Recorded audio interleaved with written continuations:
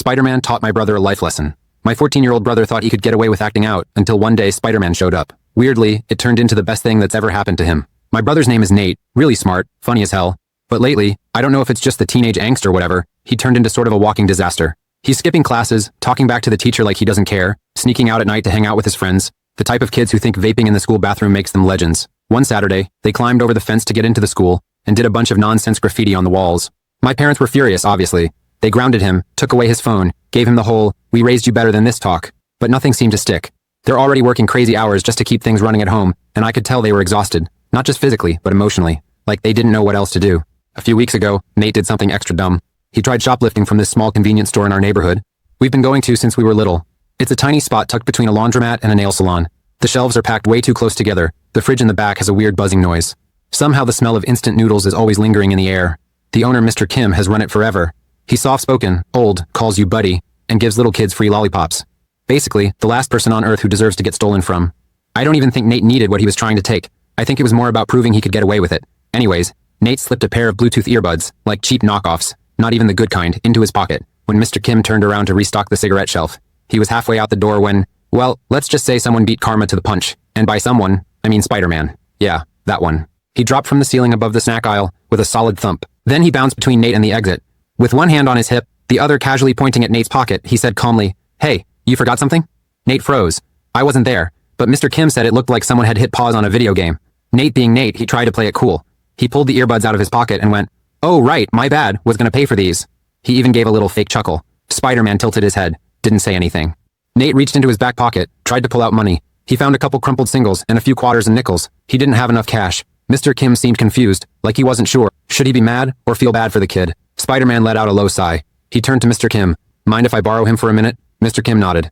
That's when Spider-Man did something Nate says he'll never forget. He grabbed Nate, not roughly, but with purpose, and in one clean motion, zipped a web line to the alley wall, hoisted them both up, and launched onto the roof of the building next door. Just like that. From the street, nobody even noticed. I can only imagine what it is like to be ziplined up to a gritty rooftop with the New York skyline peeking through, and Spider-Man standing there like it was his personal office. Nate said, he'll never forget the way the city looked from up there. The breeze. He shook. He didn't feel like some punk kid anymore. The city below was messy and massive. Cars like ants, sirens in the distance, people rushing around like they were all chasing something. And for the first time, Nate wasn't just a tiny piece lost in it. He was above it, looking out over it. Like maybe somehow he had a part to play in this loud, chaotic, overwhelming world. Maybe he was capable of doing something, of being more.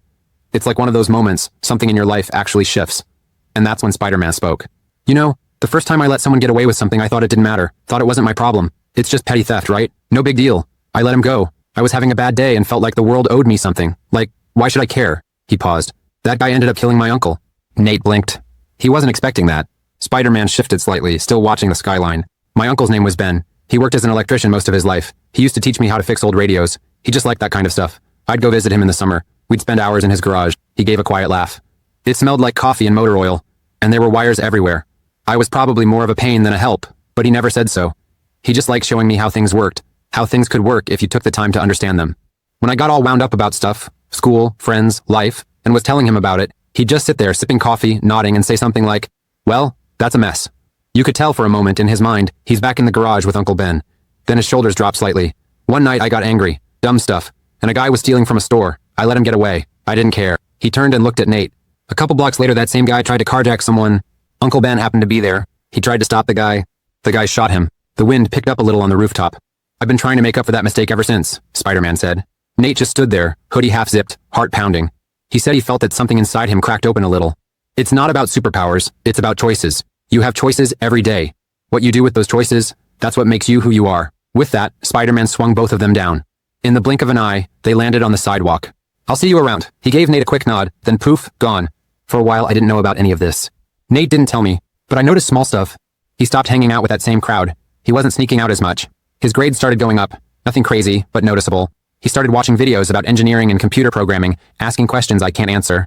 One Sunday, I caught him lacing up his sneakers at 8 a.m. He never gets up before 10 on the weekend. I asked where he was going. He said, "There's this food bank a few blocks away. They need volunteers." And he's been going ever since. Don't get me wrong. My brother still messes up sometimes. Still gets moody and angry. He's a teenager, not a saint. But there's something different in him now. Something solid. And maybe someday, he and Spider-Man will cross paths again. Maybe they can talk on the rooftop again. And this time, about how far one of them has come.